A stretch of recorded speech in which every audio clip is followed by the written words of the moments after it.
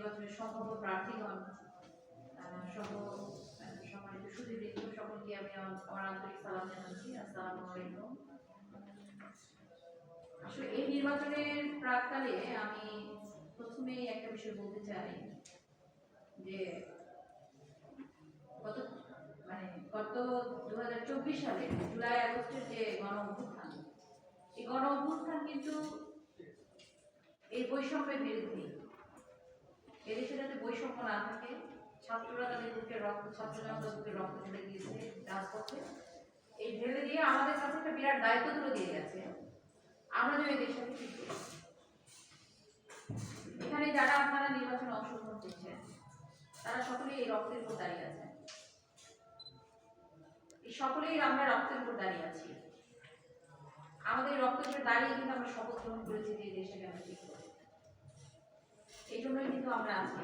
আমরা কিন্তু এখানে রিটার্নিং অফিসার বা জেলা প্রশাসক হিসেবে কোনো নির্বাচিত সরকার, কোনো রাজনৈতিক সরকারের অধীনে কিন্তু আমরা রিটার্নিং অফিসার না। আমরা কিন্তু এই জুলাই আগস্ট যে গণ অভ্যুত্থান হয়েছে, ছাত্র জনতাকে রক্ত ঢেলে দিয়েছে একটা নতুন বাংলাদেশ গড়ার যে স্বপ্ন নিয়ে, সেই স্বপ্ন বাস্তবায়নের জন্য আমরা একজন যোদ্ধা। এটা আমরা অন্তরে ধারণ করি এবং এই ধারণ করা থেকে এই জাতিকে একটা সুষ্ঠু নির্বাচন, একটা গ্রহণযোগ্য নির্বাচন উপহার দেওয়ার জন্য আমরা বদ্ধপরিকর। সুতরাং এখানে কারো কোনো মনের কোনো ধরনের অবকাশ থাকার কোনো অবকাশ নাই, যে মনের মধ্যে কোনো শঙ্কা থাকার কোনো অবকাশ নাই যে প্রশাসন আসলে কারো হয়ে কাজ করছে না। নেভার। এটা আপনারা হয়তো আমাদের সমালোচনা করতে পারেন, কাজের সমালোচনা করতে পারেন, হয়তো কারোর বিরুদ্ধে বেশি, যদি কেউ বেশি অন্যায় করে তার বিরুদ্ধে যখন বেশি আইন প্রয়োগ করতে যাব, তখন হয়তো এই ধরনের এক ধরনের প্রশ্ন আসতে পারে যে উনি মনে হয় ওনার বিপক্ষে চলে গেছেন আর আদালতের প্রতি ঝুঁকে গেছেন। আপনারা যত ধরনের সমালোচনা করেন না কেন, আমরা আমাদের আইন প্রয়োগের ক্ষেত্রে সঠিক করে থাকবো, সোজা করে থাকবো। আইন প্রয়োগ করার ক্ষেত্রে এক চুলো বিচ্যুত হবো না। ঠিক আছে?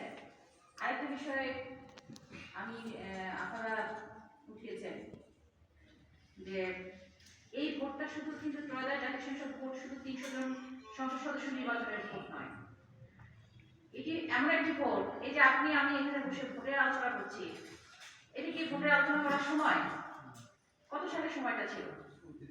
29-এ। আমরা একটা সময়ের আগেই বা সময়ের একটা অস্বাভাবিক সময় আমরা কাজটা করছি, কারণ এদেশে যারা ফ্যাসিবাদ তৈরি করেছে বা যারা বৈষম্যমূলক আচরণ করেছে তাদেরকে ছাত্র জনতার আন্দোলনে তারা বিদায় করতে বাধ্য হয়েছে, এবং তারই প্রেক্ষিতে এই অন্তর্বর্তী সরকার গঠন হয়েছে। এবং আপনি আমি সবাই বসে আবার নতুন করে বাংলাদেশ গড়ার একটা স্বপ্ন দেখছি, এবং এই স্বপ্ন বাস্তবায়ন করার জন্য সরকার গণভোটের আয়োজন করেছে। সুতরাং এখানে গণভোট একটা অত্যন্ত গুরুত্বপূর্ণ বিষয়। নাইলে আপনারা, এই জন্য আমি যেটা বলবো যে প্রার্থীরা আছেন যারা, আপনাদের গণভোট গণভোটের প্রচারণাটা কিন্তু আপনাদেরকে চালিয়ে দিতে। আমরা আমাদের সরকারি দপ্তর থেকে সকলে কিন্তু গণভোটের যার যা প্রজেক্টগুলো আছে, বিশেষ করে ইউনিয়ন পরিষদ অথবা আমাদের জেলা তথ্য অফিস, উপজেলা নির্বাহী অফিসার থেকে শুরু করে এগ্রিকালচার অফিসার, তাদের স্টেক হোল্ডার থেকে শুরু করে যত ধরনের স্টেক হোল্ডার আছে সকলের কাছে কিন্তু আমরা গণভোটের প্রচারণাটা পৌঁছে দিচ্ছি যে এই দেশটি আসলে আপনি সামনে কি দেখতে চান। এই দেশটি দেখতে চান যে আগের মতো চলবে না নতুন কোনো ধারায় চলবে, সিদ্ধান্ত আপনার, হ্যাঁ অথবা না সেটা আপনি সিদ্ধান্ত নেবেন, কিন্তু গণভোটে অংশগ্রহণ করবেন। এখানে এনজিও প্রতিনিধি আছেন আপনাদের, ওখানে আমি ইউনো উপজেলা নির্বাহী স্যারকে আমি নির্দেশনা দিয়েছি যে এনজিও কোঅর্ডিনেশন মিটিং সকল এনজিওদের তাদের যে স্টেক হোল্ডারগুলো আছে আর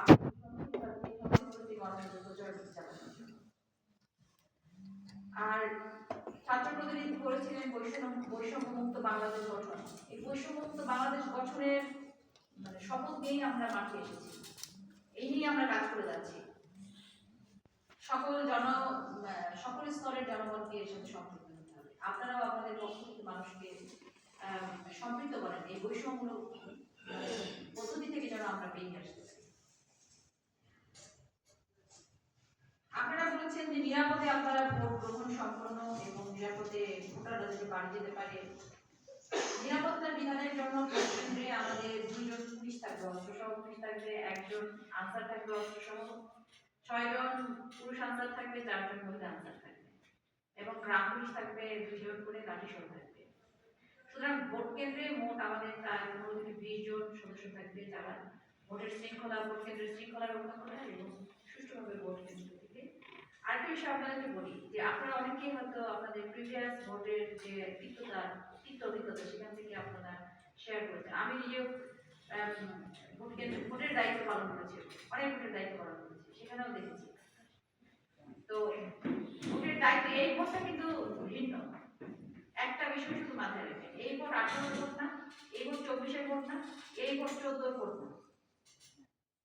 এই ভোটে কেউ রক্তচক্ষু দেখিয়ে আমাদেরকে ভোটের কাছ থেকে বিরত রাখতে পারবে না। কারো রক্তচক্ষু দেখে আমরা বা কারো প্ররোচনায় আমরা কারো পক্ষে কাজ করব বা কাউকে বিশেষ সুবিধা দেব, এটি মনে করার কোনো অবকাশ নাই। কারণ আমরা এখানে আমাদের সামনে শুধুমাত্র সামনে যাওয়ার পথ, পিছনে যাওয়ার কোনো পথ নেই। সুতরাং ভোটের যে নিরাপত্তা, এখানে আমরা যতটুকু বিশেষ করে পুলিশ বাহিনী, গোয়েন্দা সংস্থা থেকে শুরু করে যত আইনশৃঙ্খলা বাহিনী আছে, সকলেই ডেডিকেটেড যে এইটি বাংলাদেশকে যদি সঠিক পথে নিয়ে যেতে হয় তাহলে এই ভোটটাকে আমাদেরকে জাতির কাছে এই ত্রয়োদশ জাতীয় সংসদ নির্বাচনকে সঠিকভাবে জাতির কাছে পার করতে হবে। নাইলে আমরাও ইতিহাসের যে আস্থা করে পড়ে গেছে বিভিন্ন 18 নির্বাচনের মতো কলঙ্কিত নির্বাচন, 14 নির্বাচনের মতো কলঙ্কিত নির্বাচন, 24 নির্বাচনের মতো কলঙ্কিত নির্বাচন, এইরকম ভাবে ইতিহাস আমাদেরকে আস্থা করে ফেলে দিবে আমরা যারা এখানে কুশীলব হিসাবে আছি। সুতরাং আমি সবাই এখানে যারা প্রতিদ্বন্দ্বী দল আছেন, ক্ষমতা চিরস্থায়ী নয়, সেটা আপনাদের চোখের সামনে আপনারা কিছুদিন আগে দেখেছেন। বা ক্ষমতার যে ক্ষমতার এক্সারসাইজ বা খারাপ প্রয়োগ যে তার জন্য কতটা ভয়ঙ্কর হতে পারে সেটাও আপনারা জাস্ট কিছুদিন আগে এই দেশের উদাহরণ হিসেবে দেখেছেন।